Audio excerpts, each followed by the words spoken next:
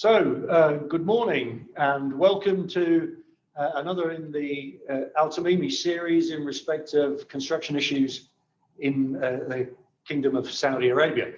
I'm Andrew Sims, the head of construction, and today I'm speaking with my colleague Ewan Lloyd, also a member of the construction and infrastructure team. I'm speaking to you today from Al-Tamimi's Riyadh office, and Ewan is speaking from Abu Dhabi.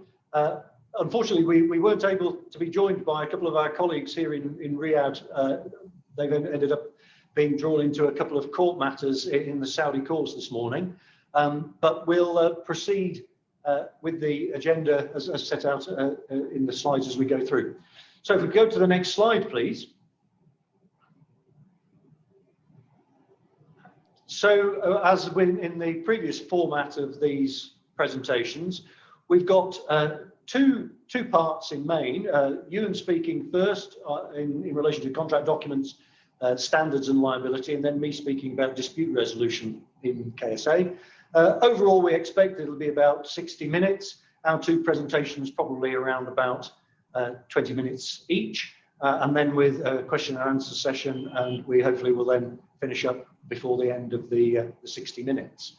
And then we'll touch on some next steps and next event in relation to this KSA series. So if we can go to the next slide. And this then is where I hand over to Ewan. Ewan, over to you. Thank you, Andrew, and very good morning, everybody, and thank you very much for attending this this webinar. And so as Andrew said, my part of the webinar, which will take about 20 minutes, is about, well, I suppose it's about key issues to look at when drafting and reviewing construction contracts in Saudi Arabia.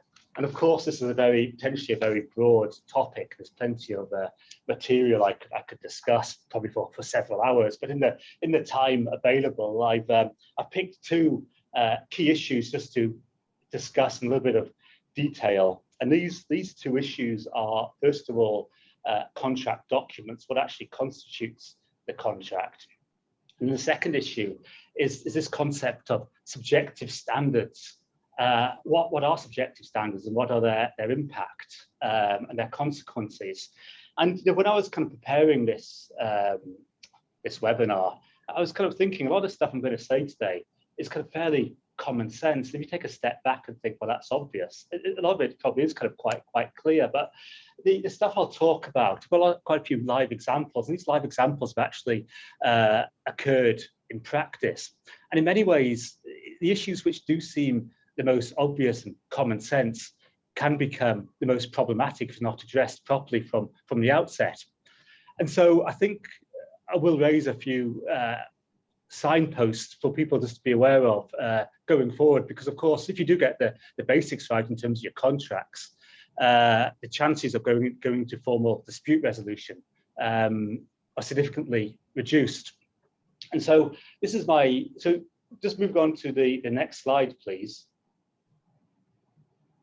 This is my slide about the constitution of the contract. And so when we look at any contract from a Saudi law perspective, we're inevitably brought back to the premise of freedom of contract. And so the legal system in Saudi Arabia is very much based on the fact that the parties are free to agree the contractual terms, and they will be enforceable provided they don't offend Sharia principles or unless they're otherwise prohibited by law.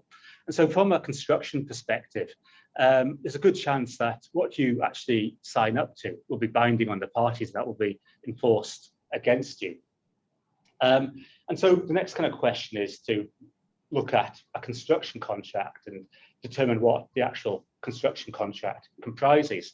And as you all probably know, construction contracts typically come in different component forms, if you like, and I'll just kind of run through them very quickly. Kind of first off, you've got the legal terms and conditions. And in the Saudi construction market, it's fairly likely that the underlying construction contract may be based on a standard form contract, such as a FIDIC form. But it's pretty unusual for a standard form contract to be executed as is. So it'd be common and typical for the standard form contract be amended by particular conditions of contract, which may also include some documents which have been incorporated by reference. I've got a few points to make about that, which I'll come to shortly. You then move on to what you may call the actual kind of meat of the contract, the really important stuff. So the specification, the scope of works, and also the pricing documents, which I've referred to here as the bill of quantities. And then, of course, there may be various other documents which form part of the contract. And for convenience, I've referred to tender clarifications and pre-contract correspondence. And although these do sometimes form parts of construction contracts, our view is it's always preferable to consolidate all the agreed terms, all the agreed principles into the actual body of the contract. So there's certainty as to what the parties' rights and obligations are, and to kind of seal that contract with an entire agreement clause. Because otherwise, if there is kind of pre-contract correspondence and so on, that can be kind of fairly open-ended and can bring uncertainty and some confusion. And so moving on to my next slide, and as I said, construction contracts do contain various component parts. It's important to actually look at the contracts holistically, and I think there's sometimes a tendency for different people, different experts, to look at different parts of the contracts individually. So maybe a lawyer will look at the legal terms and conditions. Maybe an engineer will review the specification and the scope of works, and a commercial director may look at the key commercial terms. And sometimes when that approach is adopted, the contract is looked at in isolation as opposed to in a whole. And so what we do at Altamimi, when we are asked to actually review contracts, we take a very holistic approach. And so, of course, we are lawyers, and so we do kind of focus on the legal terms and conditions. We're also very attuned to other issues which are at play under the contracts. We look at the technical documents, we look at the commercial documents, and from our knowledge and background and perception of the market, we can then highlight issues which maybe don't seem to be compliant with the rest of the contract, or maybe inconsistent. And so we like to provide a holistic review.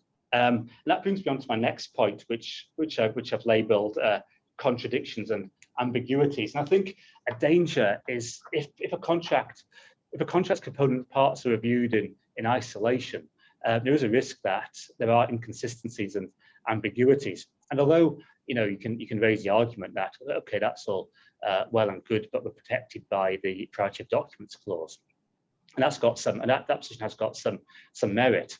But of course, there can still be issues, notwithstanding a priority of documents clause. And I've just got a couple of examples to illustrate this point, which I've come across quite recently. And so the first example relates to COVID-19. I was looking at a contract for the supply of pipes for a large oil project. And in the legal terms and conditions, there were 3 different COVID-19 risk regimes, which kind of spread the whole, which kind of consumed the whole spectrum, if you like. And so one clause, basically said that the supplier accepted the entire risk of COVID-19. There was like a middle ground clause, which said that the supplier may be entitled to an extension of time subject to various notice provisions. But then there was a force majeure clause, which gave a fairly generous entitlement to both time and cost without any time restrictions in the event of COVID-19 occurring. And so, and that's just kind of moving on to some other examples. This is from the COVID-19 is more from a legal perspective, but then of course you do get inconsistencies from technical and commercial perspectives. And from a and this kind of brings me back to an example I came across a few years ago in the context of a design appointment for a cultural and museum asset. And the design brief required the design to be as aesthetically pleasing as possible.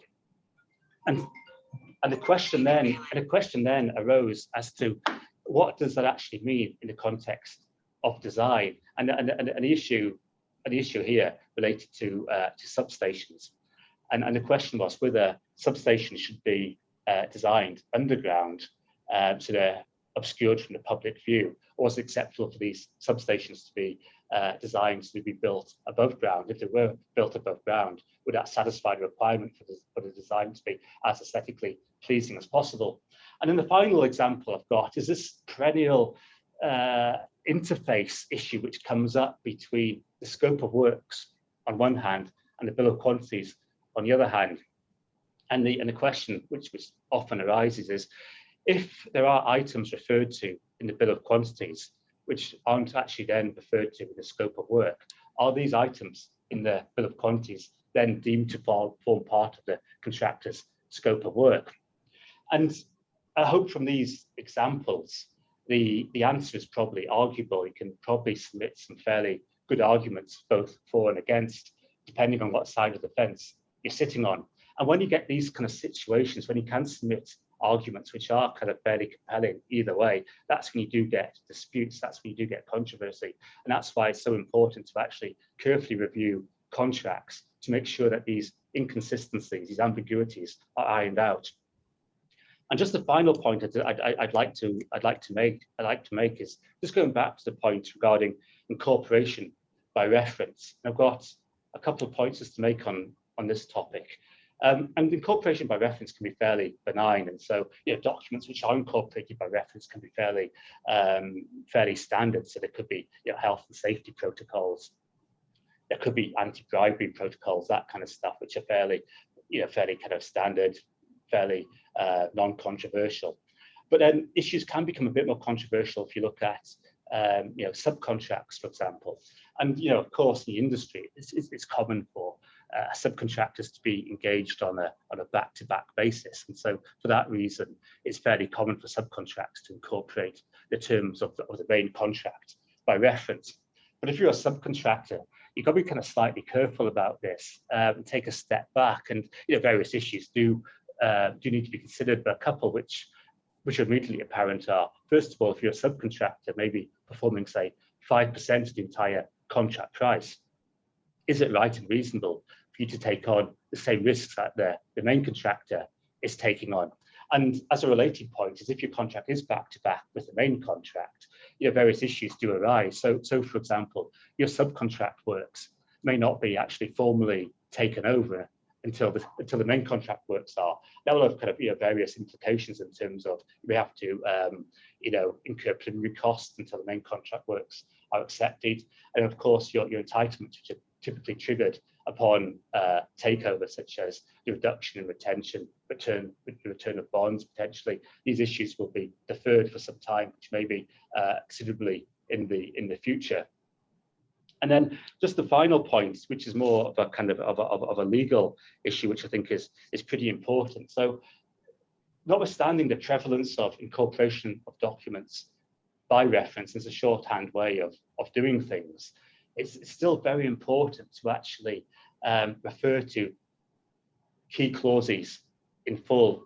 And a particular example of that would be an arbitration clause. And so, an arbitration clause is deemed to be a self-standing contract, which is distinct from the underlying contract. And so there's a danger that if you seek to incorporate a arbitration clause by reference, that incorporation may be deemed not to be valid, may be struck down. So it's very important that arbitration clauses are set out in full in the actual body of the contract, and also the signatories of the contract that contains the arbitration clause have got the express authority and power to sign up to disputes being resolved by arbitration. And so just moving on, I think we're actually on the next slide already. This is, sorry, if we could just go back to the subjective standards slide. Thank you. And so this is the next part of my quick run through of key risks. This is about subjective standards, and I suppose the first kind of question is, what are subjective standards? And subjective standards are anything which is kind of fairly open-ended, or which is open to debate, or a requirement which can't be quantified with certainty. And I've listed out a few examples I've come across quite recently in practice, in contracts in Saudi Arabia. So the first one is, and this is kind of fairly common, it's very typical for contracts to say that various deliverables or various kind of pieces of work are subject to the approval of the employer. And so, of course, you can say, well, the employer's got to act in good faith, and the employer's approval's got to be looked at in the overall context of the works and the contract. So there is some protection from that perspective, but ultimately it's still subject to the unfettered approval of the employer, which is open-ended. Other issues I've come across are wording such as free from defects, and in my experience, it's virtually impossible to receive any deliverable in a construction context which is free from defects. And typically there are some issues. That's also a subjective standard, and there will be some imperfections. And that moves me on to my next point, which is actually in contracts that deliverables are required to be perfect. And perfect is the word perfect is extremely open-ended and very concept and very subjective as well. So my perception as to what's perfect may differ to what Andrew deems to be perfect. And you can see where there is the possibility for different people to have different views. You do get uncertainty, and that's not good in a legal contract. Then the final issue I put down is fit for purpose. And fit for purpose is a concept which is fairly kind of commonplace in the industry. And I say it's commonplace because it is referred to in various standard form contracts. So if you look at the FIDIC Silver Book, I mean, that, for example, refers to designs being fit for their intended purpose. And so, so fit for purpose is basically an absolute obligation to achieve a specified outcome. So in many ways, it can be looked at as almost a strict liability regime. And so, the designer or the contractor is still liable, even if he kind of, performed the works in accordance with best industry practice. If that outcome isn't achieved, he's still liable under the fitness for purpose regime or warranty. And although this is pretty onerous, granted it's pretty onerous, it can work provided that the purpose is clear. But that's where fitness for purpose clauses often fall down, because it's pretty common for the contract to say the work shall be fit for the purpose as set out in the contract. But as I discussed before, the construction contract can be extremely detailed and complicated document. It could run to several thousand pages. It could include documents which are incorporated by reference, and so it may be possible to extrapolate all sorts of purposes from the numerous documents and pages which form part of the contract. So our kind of clear advice is, if you are a contractor or a consultant and you are required to sign up to a fitness for purpose obligation, we recommend that the purpose is very clearly defined in the contract and is defined in such a way that is clear and is measurable objectively, and is not open to interpretation. And so just moving on to the next slide, please. So my next slide is a follow-on from what I was from my slide about subjective standards. And so it kind of follows, if you do kind of sign up to objective standards, what is the consequence of that? And I suppose, there kind of various kind of potential consequences, but some kind of key issues which may arise are that, if something's objective, it can be very difficult to actually determine when completion has occurred. And when there is such subjectivity, there's always a risk of exploitation by an unscrupulous employer. And if completion isn't achieved, then you may run the risk of incurring delay damages. And just on that point, I've identified a tendency in the market for contracts to state that delayed damages aren't an exclusive remedy in respect of delay. So if, for example, the cap on delayed damages is exhausted, it can be possible, subject to drafting, for the employer to then bring a general damages claim to seek to recover any additional losses that exceed the cap on delayed damages. That's a point to also be aware of.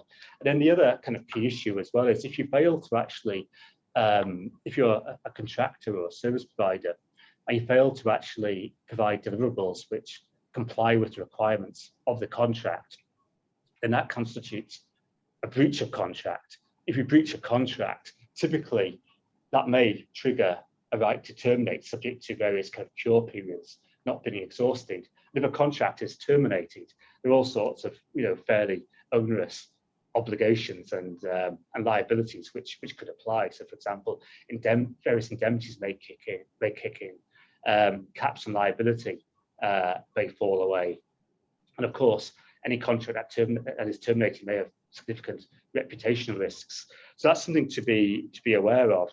And then my final point is just about insurability.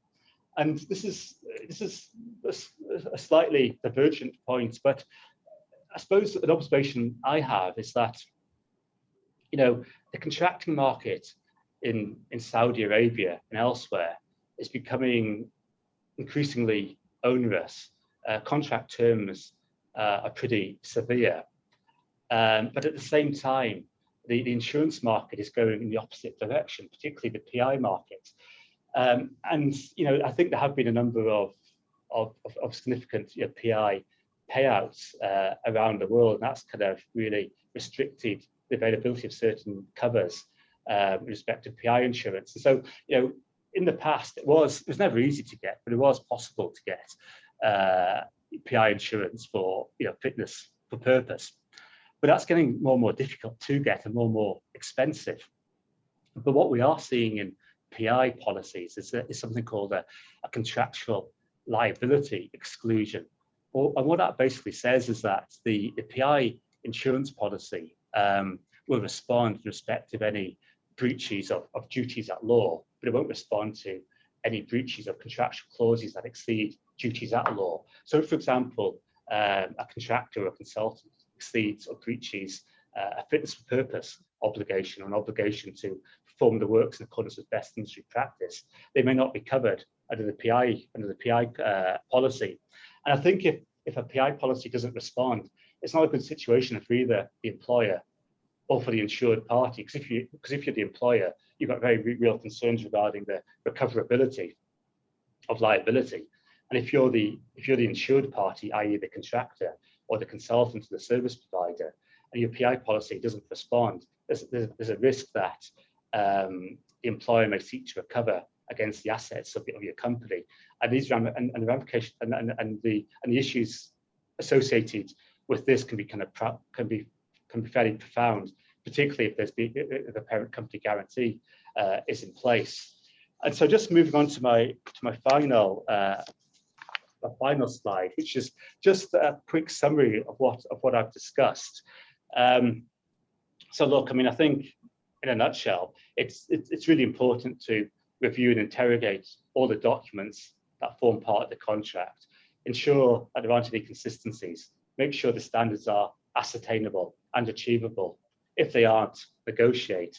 And then the key thing is look at the liability regime and try to work out how best to backstop any liability, should any liability arise. And so this concludes my first part of the webinar. So I'll hand the floor to Andrew. Thank you very much. Thank you, Ewan.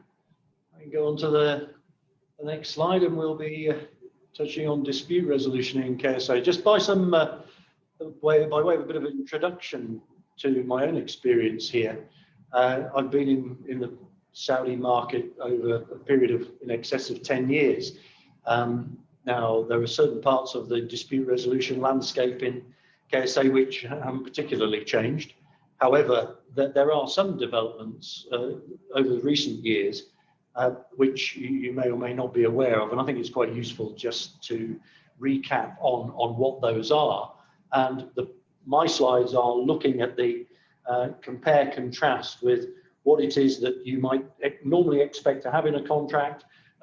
If you don't include some of those elements, what's the sort of default position within Saudi Arabia? What would be the position under a standard form like the FIDIC form, which is obviously used quite often here? And what do you need to do to make sure that that actually works for you? Particularly in Saudi, that if there is some defect in the drafting, then you might find yourself back to the default position. And finally, just to look at some of these aspects of dispute resolution, and particularly questions relating to enforceability. So we go to the next slide, please. So this is quite a busy slide, but it just sets out some of the basic principles in relation to, well, the issues around dispute resolution. I mean, very often dispute resolution clauses, and it happens time and time again in every jurisdiction, perhaps more in the GCC than elsewhere, that it's sort of just ignored and not really thought about. And consequently, sometimes those provisions are defective or there's duplication, and consequently, it can be quite confusing as to what it is that you've got to follow if there is a dispute that arises on your contract. But the initial point to make is, of course, irrespective of what jurisdiction you're in or what law you're dealing with, there are always going to be shared themes across the jurisdictions and across the legal systems. But, and this is a point that I emphasize time and time again, things like choosing the law of your contract will quite possibly make a really serious difference in respect of what your entitlements are, whether you're coming from the perspective of being the employer on a project or as the contractor. And another point to emphasize, and I'm sure most of you are probably aware of this, is that in most jurisdictions, it is a matter of commercial bargaining as to what law you choose to have in your contract, and indeed what dispute resolution you have in your contract. It's only in certain restricted sectors, often defence or sometimes related to real estate, where there may be a limitation in respect of what law you can choose. But then I set out there at the bottom of the slide the specific issues that you really do need to address when you're thinking about dispute resolution. So choice of governing law, what is the language of the contract, and then the different forms of alternative dispute resolution that you might have. And I've set out there this idea of escalation, followed by some form of alternative dispute resolution, expert determination, mediation or adjudication, and then finally arbitration or the courts, and a question of what type of arbitration, the details that you need to agree in relation to that, and then which courts.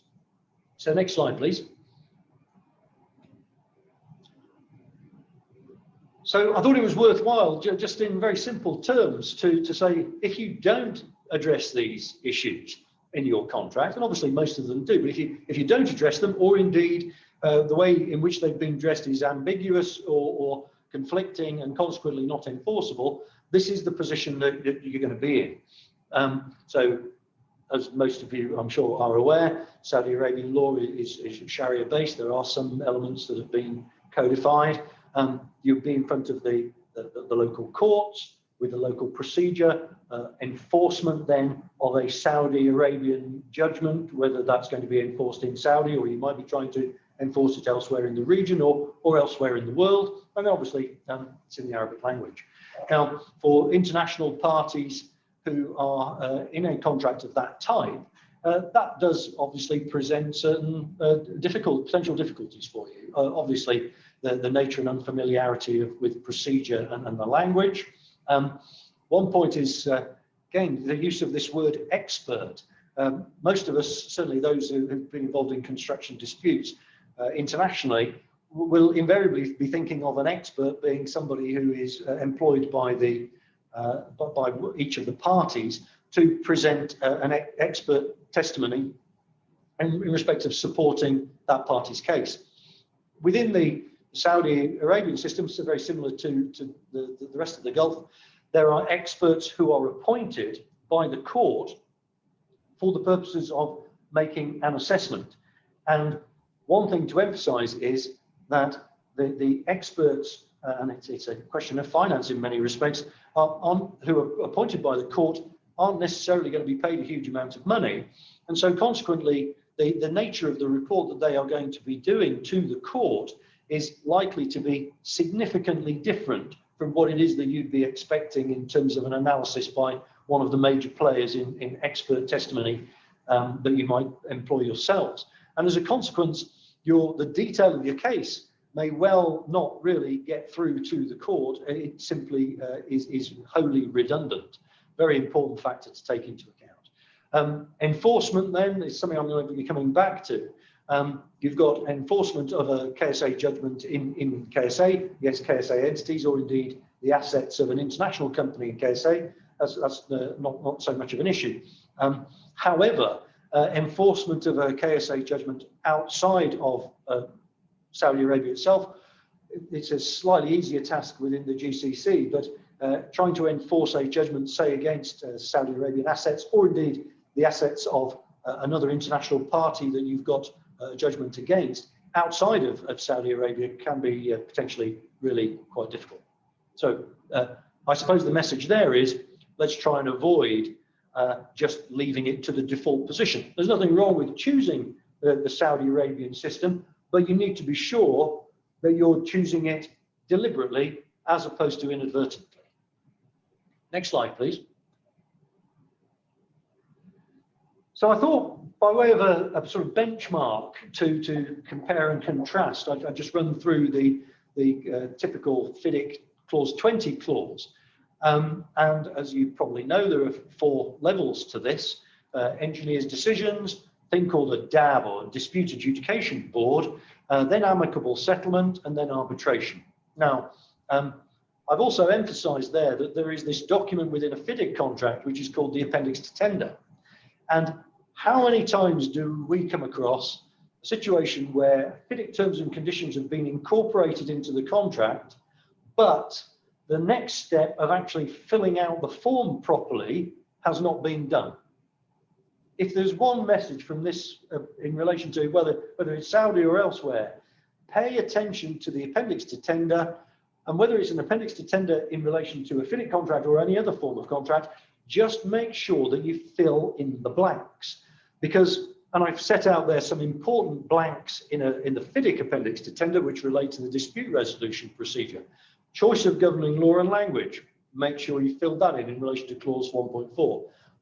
Invariably, there is an engineer that's going to be appointed, but that needs to be filled in. Who is the engineer who's going to be making these decisions? In relation to this DAB, or Dispute Adjudication Board, I might say this is the one that is probably the least complied with.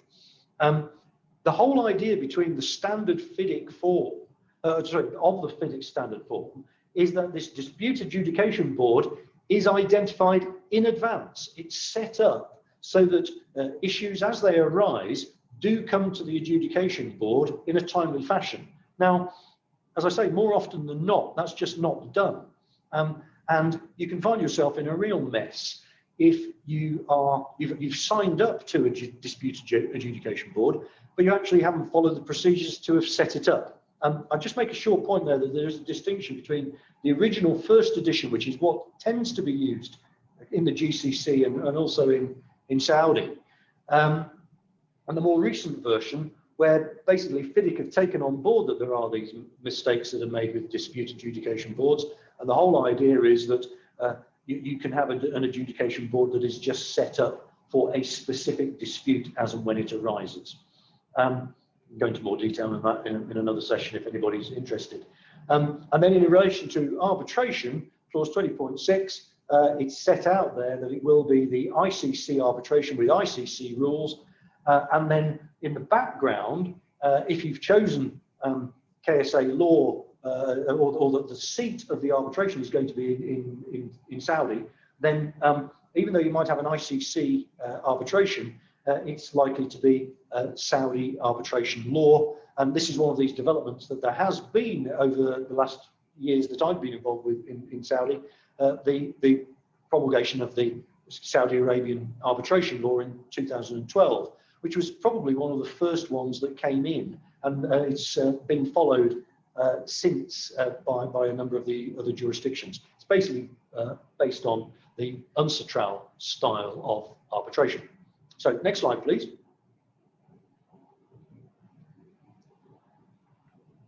So I just wanted then to touch on a few issues relating to how, as an example, with its various stages of dispute resolution, a FIDIC clause would work in Saudi.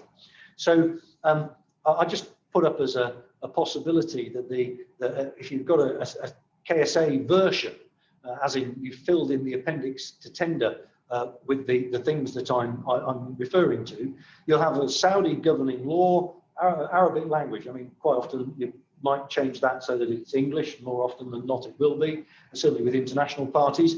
You will have a DAB, you will have arbitration, it will be ICC, and it's quite likely that the seat will be in Paris, unless you've made a special reference to it being in Saudi. Now, the implications of a situation like that, there are the practicalities of what that sort of dispute resolution process means. Now, most of the time, and it goes back to the basic Saudi legal principle, which is one that's entrenched in the codes of the rest of the GCC, is the contract is the law between the parties, and that will then be interpreted as your bargain. And what it is that you will need to do is you will need to, the law will require that you do follow the procedures that have been set out. Now, that generally means that if you haven't gone, and certainly as far as the FIDIC clause is concerned, if you haven't gone through one stage, then you can't go to the next stage.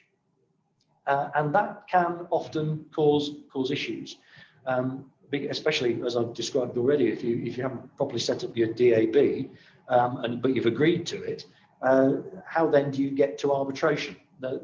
But I also want to emphasize that insofar as you've decided that you're going to go with ICC arbitration, either deliberately or inadvertently, then that immediately means, whether you're a Saudi entity or you're an international entity working in Saudi, that you've chosen, I'll call it the Rolls-Royce of dispute resolution procedures, but I'm probably just saying that in terms of Rolls-Royce in terms of expense. It is a very expensive way to settle your disputes by having the ICC arbitration as your final and binding means of dispute resolution. But nevertheless, it is one that can give a very good standard of justice. A specific thing that I really wanted to talk about in relation to Saudi is enforceability, because there's some very interesting quirks in relation to the position in Saudi. So a dispute adjudication board, you may know, is one where an award will be, if you go through that process, an award will be given by the dispute adjudication board. And then, unless a party objects to the decision, then that award will become final and binding. Now, obviously, the drafting of the FIDIC contract and drafting of lots of contracts in Saudi is very much based upon an English common law perspective. And there is no question that decisions by alternative dispute resolution bodies, whether that's by your dispute adjudication board, or it's by an expert, or it's an enforceable decision by way of mediation, they are all enforceable in, for example, the UK or in England. As long as there really hasn't been something like fraud or obvious bad faith, those decisions will be enforced. And but the question is very, very different in other jurisdictions. And so consequently, there's been a very recent, in many ways, convention that's been signed by 50-odd countries. Interestingly, including, and as far as the GCC is concerned, Saudi and Qatar, where decisions of non-court or non-arbitral bodies will be enforced and can be enforced in front of the Saudi courts. Now, that is a really major step forward, and quite interestingly, in terms of perhaps the audience that's listening in today, other signatories to that convention include South Korea, China, and India. At the time of putting these slides together, I couldn't quite work out whether the UK has signed up to it yet, or Europe is dragging its feet slightly in terms of deciding. Obviously, with Brexit, I'm never too sure whether the UK is being caught up in this or not. But as regards Saudi, Qatar, South Korea, India, and what was the other one I mentioned? I've now forgotten. But China, of course, I forgot China. They are all parties where alternative dispute resolution decisions are enforceable in those countries. So if you get a decision on your contract in relation to Saudi, you're potentially going to be able to enforce it in those jurisdictions. As regards arbitral awards, I mean, it's obviously one of the major benefits of adopting arbitration as your final and binding dispute resolution process, because KSA, together with most countries in the world, are signed up to the New York Convention, and so consequently, KSA awards are enforceable overseas, and awards, if you've taken your Saudi contract outside of KSA for the purposes of getting an award, are enforceable within Saudi. And it's an important bit of data, actually, that the number of cases, awards that are being enforced in Saudi from outside are really very, very surprising. There has been a very clear recognition by Saudi Arabia that its steps to modernize its alternative dispute resolution process means that it has to have in place the legislation that allows for overseas awards to be enforced, and that is what is happening, no question. There is some really, since 2018, when or 2016, there was a new law that came in relation to the enforcement of international awards in Saudi. There has been a sea change in what the Saudi courts have been prepared to do by way of enforcement. So next slide, please.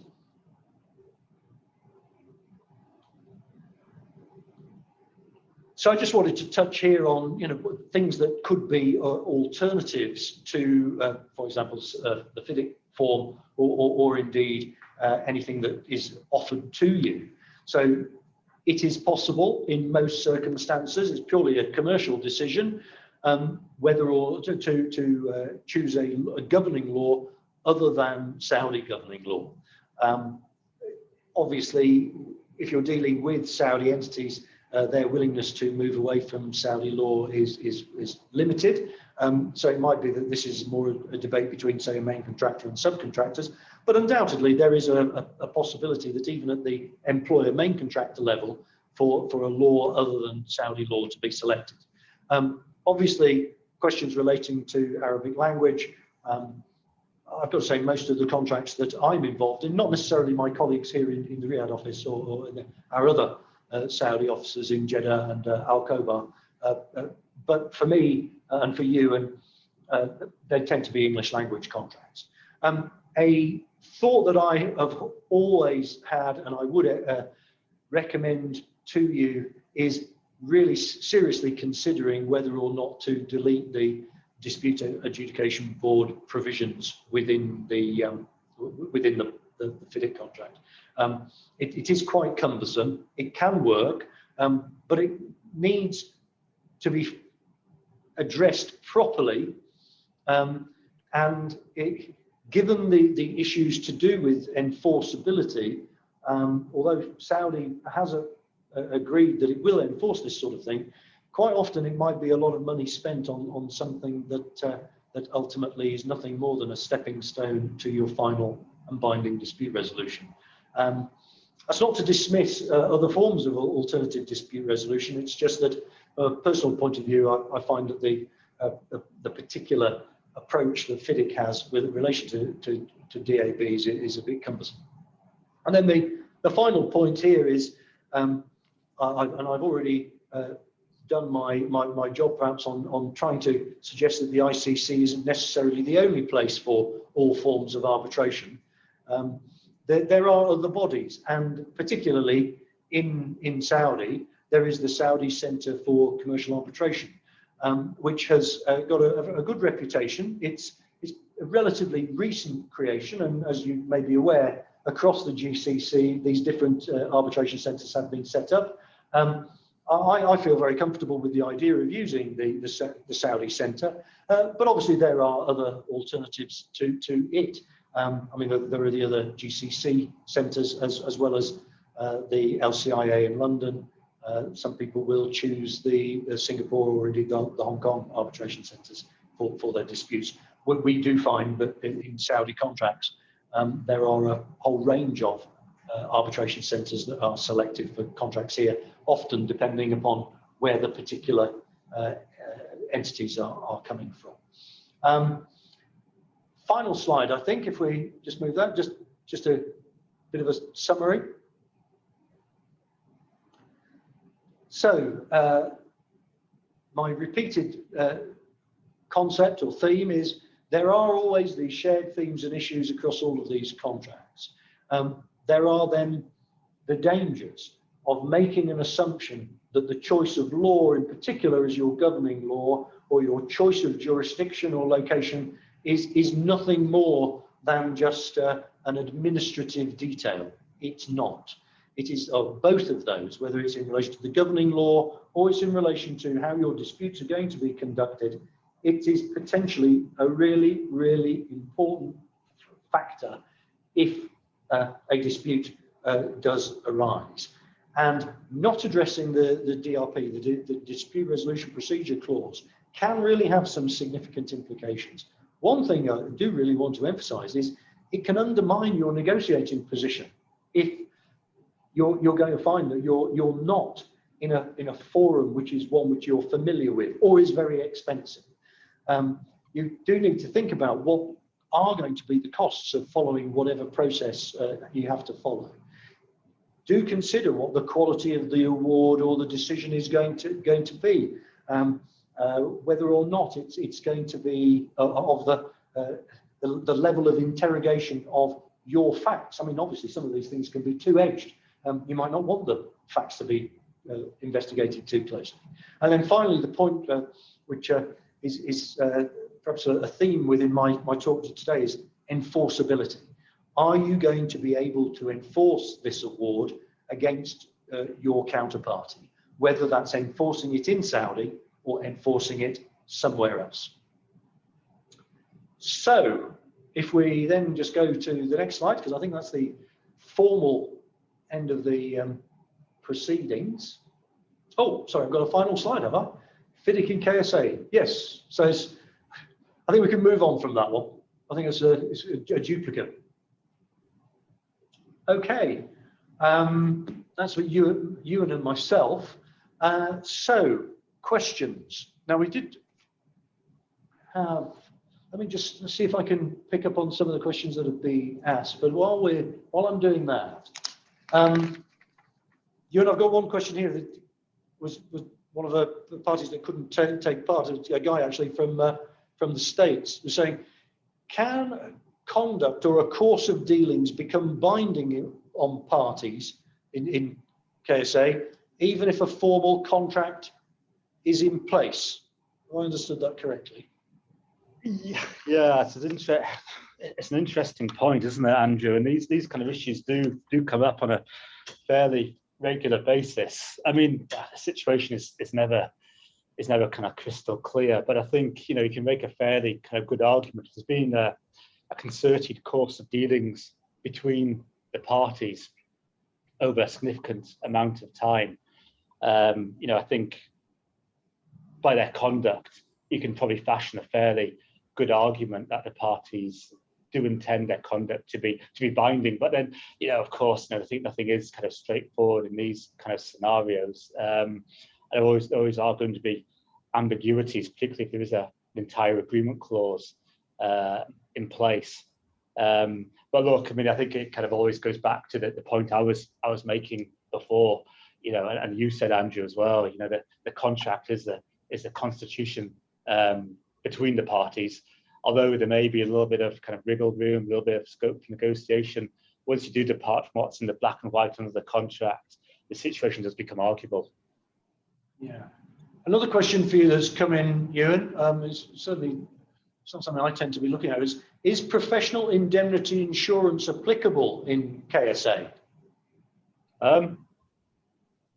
Yes, I can't see why it wouldn't be, and it's available on the market. It's a fundamental requirement under any design-related contracts. It's so significant, in fact, that typically a contract may say that the engineer or designer has no entitlement to payment until he actually provides a compliant PI policy. There could even be a right to terminate.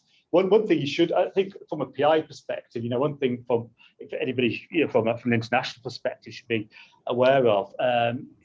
Typically, if you have got a group PI policy, for example, which may be written in, say, London or Singapore or Hong Kong, it's prudent to have a local fronting policy in place in Saudi, so it's compliant with the Saudi insurance requirements. But the short answer to the question is PI is very applicable in Saudi. Yes.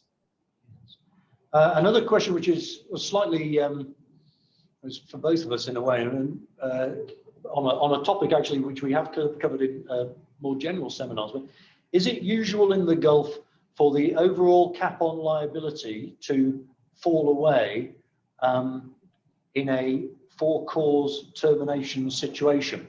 I'll deal with this one first, maybe, and then Ewan, if you want to throw something in. The short answer is, well, first of all, you've got to have a cap on liability in your contract.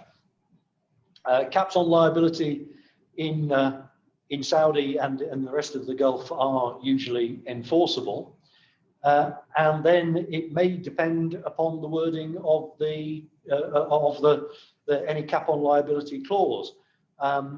In the standard FIDIC contract 17.6, which is where the limitation on recovery of certain damages is included and the cap on liability is included,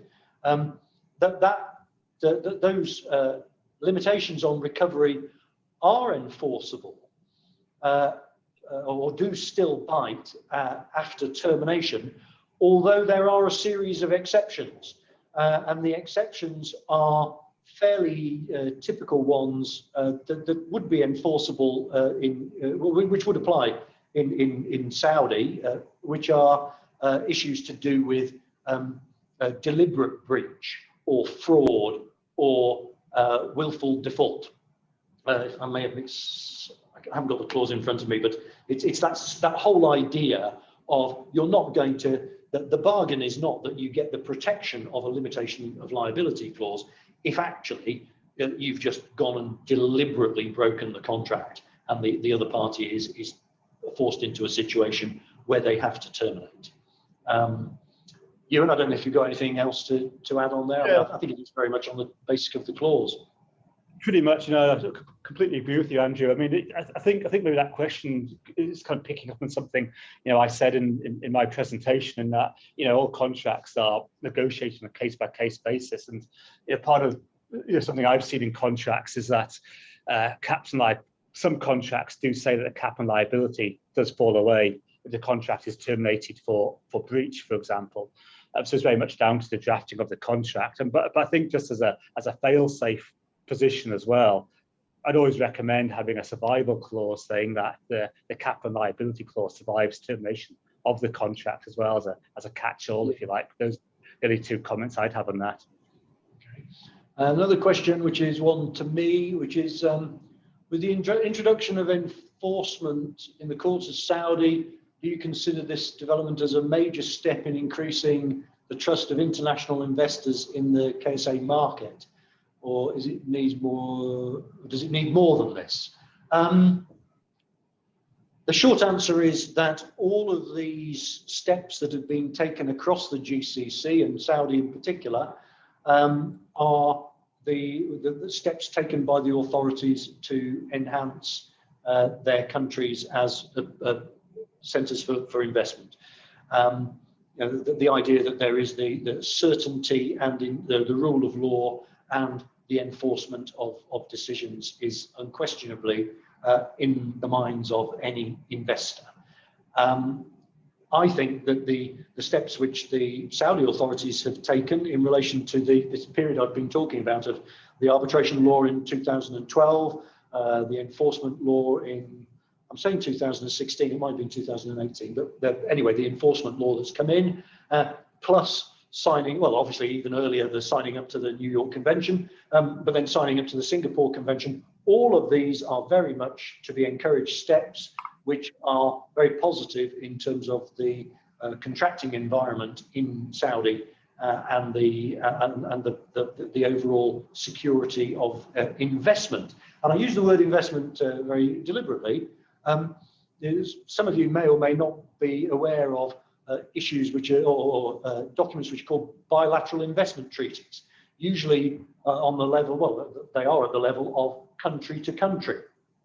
And in large part, as the giveaway is in the name, bilateral investment treaty, it's usually, and was anticipated in many ways, as a means by which countries could deal with their investments in other countries through arbitration, off the back of a treaty that they would have signed with another country. However, the definition of investor is often interpreted in a very broad sense. Now, it would need a very detailed investigation, legal analysis of whether a contractor or a subcontractor was indeed properly an investor in the context of a bilateral investment treaty. But it's certainly in relation to a whole host of in particular renewable energy projects, not necessarily in the Gulf, but internationally, parties that you wouldn't normally think of as being an investor have been able to avail themselves of these bilateral investment treaties. Now, we're just coming up to the very end. I wonder if there's time for another question. There's a query here about decennial liability. So maybe that's one more for you than me, Ewan. Maximum period and value of the decennial liability in KSA, if any.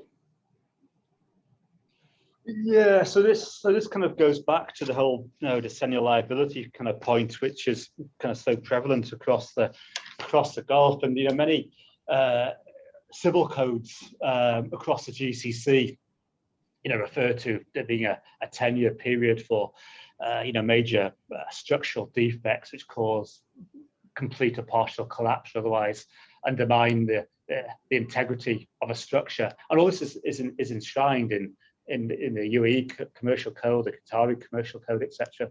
But the situation in Saudi is a little bit more open to debate, because it's not enshrined under any law, but by convention, by custom, the concept of decennial liability does exist.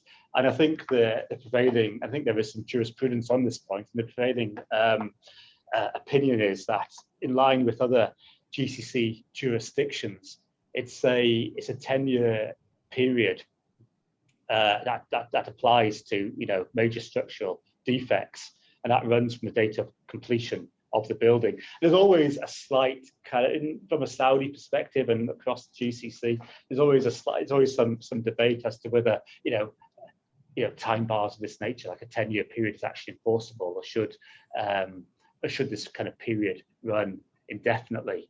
So that's the crux of the situation. That's the outline, yes. But it definitely does in Saudi. Okay, and then we're almost on time, but I've got one final question which I'm quite keen to answer, if only very briefly. And somebody's asked the question relating to how does without prejudice work in Saudi and generally in the GCC? So again, one of those very, very important points, generally in respect of negotiations in this region, and then very specifically in relation to alternative dispute resolution procedures like dispute adjudication boards or expert determination. There is no general rule of without prejudice, as is typical in common law countries. So consequently, if you are doing any sort of negotiation, whether it's informal, formal, or through alternative dispute resolution, it does need to be properly documented to make sure that anything that you do exchange with the other side or concessions that you might give to the other side in the course of those negotiations or ADR proceedings are properly protected. A very, very important point, and thanks for that question. Okay, we've just gone slightly over. Hope we'll wrap it up then. So obviously this is part of a series in relation to Saudi Arabia, and we're anticipating that there will be another one from, hopefully Ewan will be able to sort out his visa problems and he'll be in Riyadh with me next time, together with our colleagues. We might do it in the afternoon to avoid them being in the courts in the morning. But thank you for attending, and look forward to you attending in the future. Thank you.